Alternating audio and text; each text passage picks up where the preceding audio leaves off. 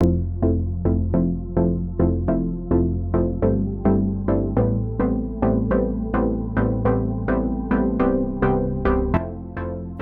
to Keepin' It Real, where we feature entrepreneurs and enterprise leaders who share their great ideas in our guest blog on shareyourstories.online. Our guest is Adam Oldfield, who's a serial entrepreneur. As president of the family business, he's also involved in an online advertising agency, is a part-time instructor at a community college, and has his own syndicated radio show. He's going to discuss the concept of multiple streams of income. And Adam joins us today from Hamilton, Ontario. Welcome. Thank you. Yes, it's a pleasure to be here. I'm excited to talk about my life, which I'm excited to get. I have to say that, how did you find the transition from going to, say, the employee or the helper in the family business to the CEO? Well, let me be clear. This was not a dream, a vision, or a request that I was driving and thinking about for years that my father and I humbled around and discussed. No, it was more circumstances lent itself to be this way. And my stepmother was running the office. My father had run the business for many years. And in 2018, my stepmother suddenly passed away. My father was pretty much lost because he didn't run the office. I'm his only son, and I kind of was sucked back into the business. So first I tried to sell it for my father, but they ran it like they did in 1979 with paper ledgers and everything. So there was a lot of old school operations, and it was very much run out of his house. I mean, out of my house, I guess, with him for many years. Anyway, the decision was made. Well, you're too young to retire, and you're too old to keep going. So I figured, well, I've had enough experience running 20 years in other businesses. This was sort of my step into taking on the family business. And, and I knew enough about it as a younger boy, but I knew I could revolutionize it, I would say, with my understanding of technology, innovation, efficiencies, productivities. And sure enough, we took it from my dad's truck in a garage from 3 years to now 4 trucks, and now serving a much larger scale and the quality of what the business stood for when my father ran it.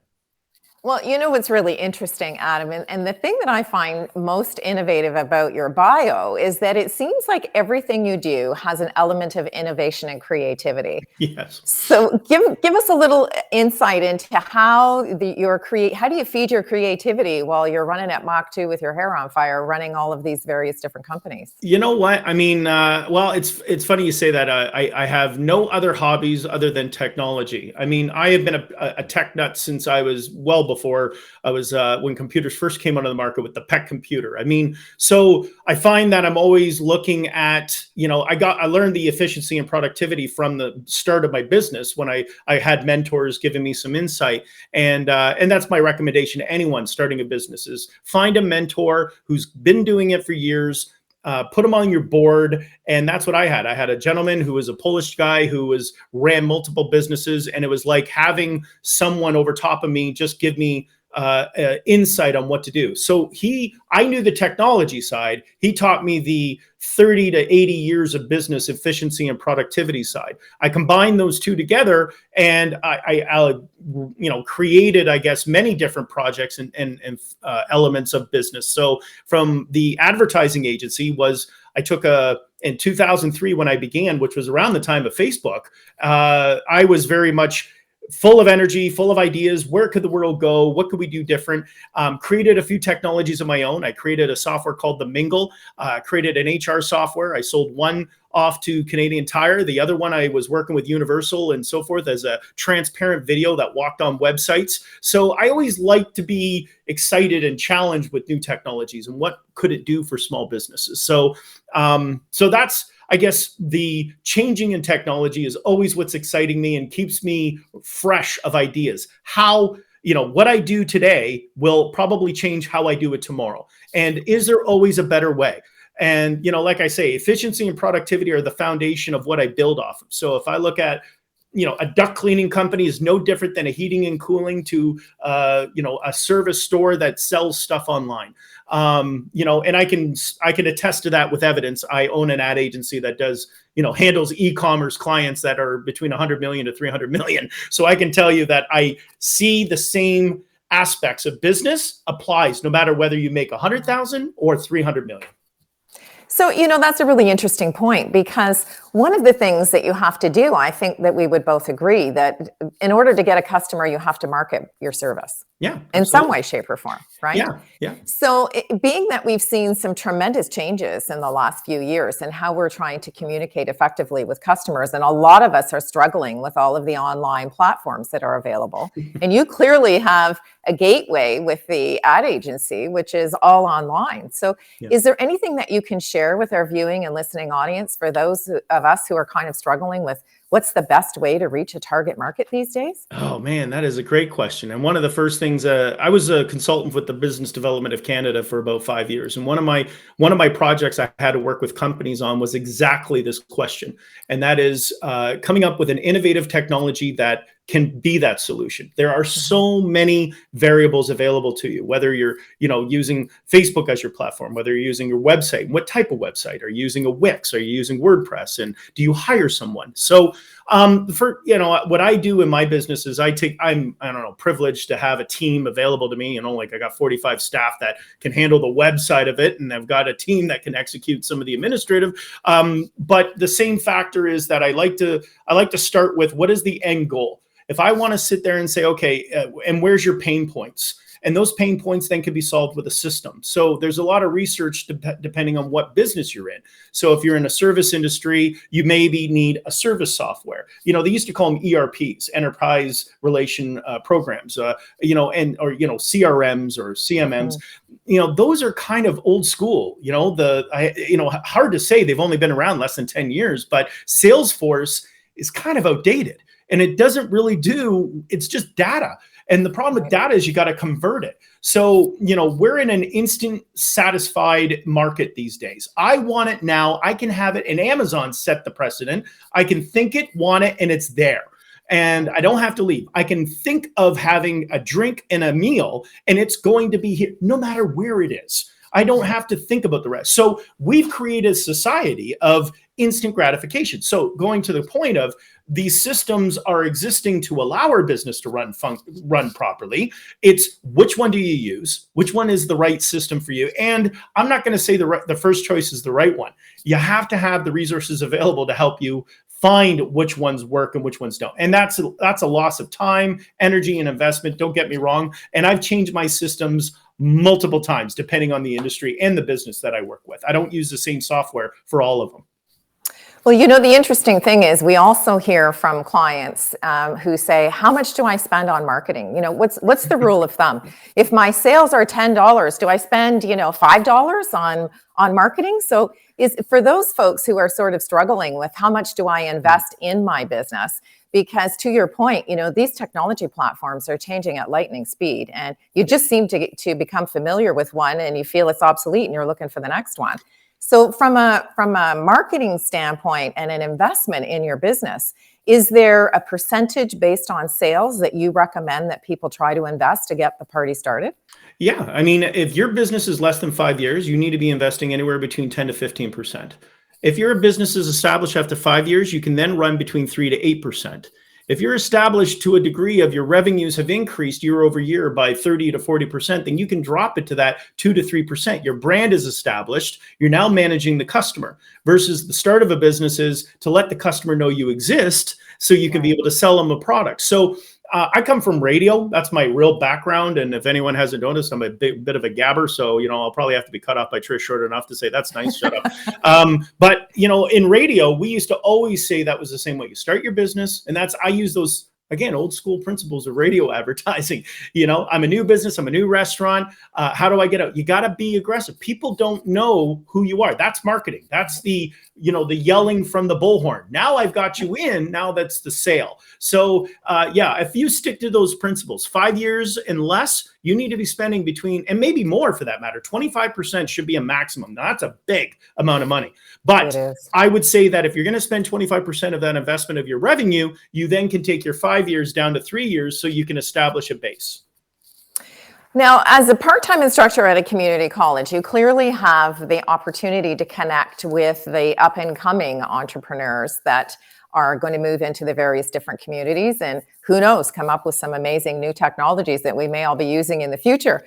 From your standpoint as the sort of instructor or a mentor, if you will, of that group of folks, what are some of the things that the younger folks are coming up with in terms of innovation, whether it be product or service? What are they talking about? Yeah, there a lot of them coming in with like literally a clean slate. They don't know what what direction to go in. Some have, the biggest thing I mean, I teach media sales and I'm going to be teaching entrepreneurship.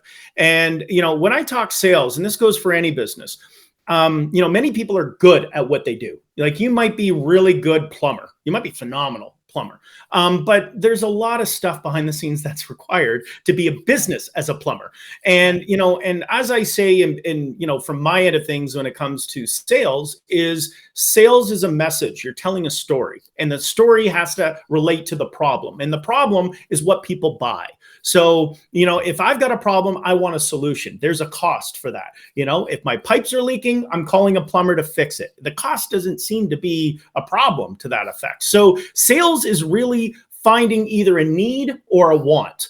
So, and it goes for everything. You're looking for a house, I have a need for a home and shelter. If I'm looking for chocolate, I have a craving for sweets, and I've privileged myself because I've been in the gym for the week. So it's really about, when I speak to a lot of the students, I'm not hearing a lot of new ideas coming. I hear some interesting ones. I've had one student that actually came out and works now with making clothing lines for celebrities, like musical celebrities, and he's living the high life. I mean, he's just bought a $3 million home in LA and makes clothes for like Soulja Boy and, Drake. Wow. and all that. And it all was, teaching him the elements. And all he did was he was an artist, so to speak, wanted to do production. And, and all I challenged the students and any student to say, who are you? And I asked the question, don't tell me your name. Don't tell me where you're from. That's not who you are. Find out who you are.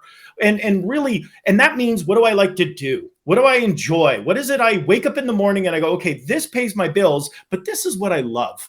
Right. Maybe you like basket weaving. Okay, well then make basket weaving that thing that someone needs a basket to hold apples in. How do you become the best apple holding basket available and make that person who bought it not only solve their problem of all these apples were everywhere until your basket you made solved my world, but then add the other benefits. It's made with, natural maple tree. And, that is, I plant 3 trees for every basket, whatever. That's the message. So I really try to harvest the who you are. And when I speak to people about that, somehow I either find out that not everyone's a salesperson, but everyone technically needs to be. You either got to sell yourself or you got to sell a product or a service you have. So you got to believe in it.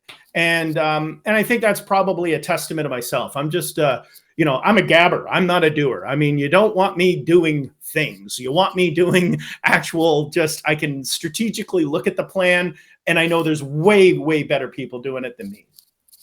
So I'm going to turn the tables on you, and I'm going to say, so who's Adam Oldfield? How do you manage this concept of multiple streams of income? Because clearly you've got your fingers in a lot of different pies, and that takes some skills. So if you had to sort of hone in and say, these are the 3 things that I do really well, and these are the 3 things that contribute to the multiple streams of income. So there's 6 things I have to come up with. Okay. Well, I would say that there's, let's start with the first one. How do I handle most of my, the things that I do? And one of them is that I am technologically savvy. So I understand the systems and I understand my principles of efficiency and productivity. So as an example, I can write a blog in less than 10 minutes. I can write a story or whatever. But I use a tool. I use an artificial intelligence software that literally will take my blog concept and write it for me. And it perfects it to a degree that many people think, how do you have all the time to write all of this? I don't. It's an AI. I use a software, like I use a chat system. I mean, you can't see my full office here, but I got 7 screens and a 55-inch monitor, and each one's got one of my businesses on it. And I usually have multiple streams of it looks like the Matrix where I have one company's communication, another, and I just kind of like in between my radio shows or meetings in Vancouver's office or client meetings or shows like this, I usually have my downtime lockdown. And then from that, I can be able to manage where my priorities need to be. So, and I also have a great team. I mean, I've been very privileged as to have management that actually are reporting to me, not coming to me with problems of, like, hey, I can't find where the milk goes. I'm usually getting more higher end challenges or concerns. So I've been, that is where I am today and how I manage it. And but software is my big key of how I do that.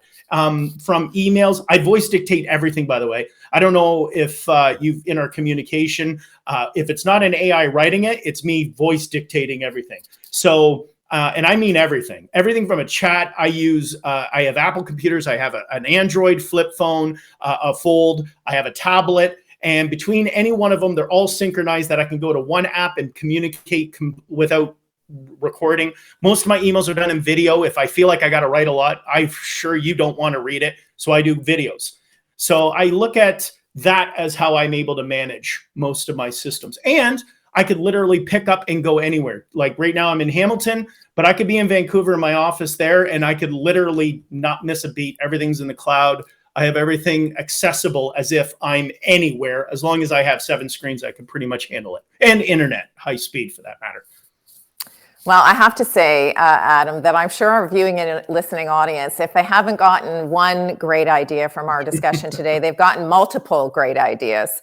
But one of the things that we do in the guest blog is we ask folks to share 3 words of advice. And your 3 words are success follows failure. So give us some insight into that. Well, I am the king of failure. In fact, I am a successful failure. When someone says, who are you? I didn't say it on our show when you asked who you are, but I do usually say I'm a successful failure. That's my term or terminology. And it's true. Success is yet to be achieved. I have yet to find it. And I find it I don't try to correct people when they say, look how successful you are. I always, I don't want to say I know I'm not, because what is success? Is it an end of a road? Have you accomplished? Is it end from there? Is it downhill? Like I hit it. So I speak to that testament because I find in my experience in the businesses I've operated is that I thought I hit success and it always followed failure.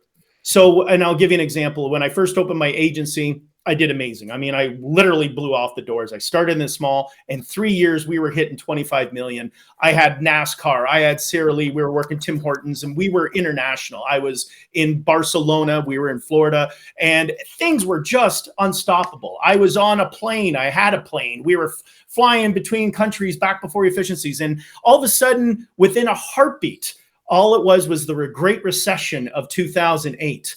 And within 2 weeks, I went from being a millionaire to owing more than $1 million. And that was liquidated after that. So now why did that happen? Circumstances, I don't control the money market and shortcutting stocks and all that. But I was successful, was I? And I literally, at that time, I got a divorce. I didn't close the companies. I didn't bankrupt. I negotiated times. We all went through that tough time. And it seems like every time I am successful, it just somehow stops or drops or this happened or whatever the challenges are. So I always say success follows failure. And, and that's the part where it's like when you fall, you get back up. And, and again, those in entrepreneur and I'm speaking are probably going, yeah, I've been there. I know what you're talking about. Or I'm there now. And I'm like, oh my God, COVID, I'm losing my business. Where do I go from here? You don't stop. So you follow the failure due to the fact of your success is never achieved. Well, that's a really wonderful way to end our discussion today. And my heartfelt thanks to you, Adam, because the energy that you send out, just even on the airwaves and in our interview today, you can really tell your passion and your drive and determination. And I totally agree with you. Success is different for each and every one of us. And I certainly wish you continued success in everything that your future endeavors in all of the various businesses that you are involved with. Thank you. Thank you so much. It was a pleasure joining you. And I'm glad you gave me this time to talk about my life and just I feel therapeutic right now, by the way. I feel cleansed. That's right. I'm ready to take on some more. So thank you for that. Thank you, Adam. And to you, our viewing and listening audience, I'd like to thank you for joining us in this edition of Keeping It Real, where we introduced you to the person behind the logo. I'm Trish Tonai, founder and host for the series. And if you're interested in sharing your business story, visit our website at shareyourstories.online. Thanks again for joining us, and we look forward to meeting you next time when we share another great idea.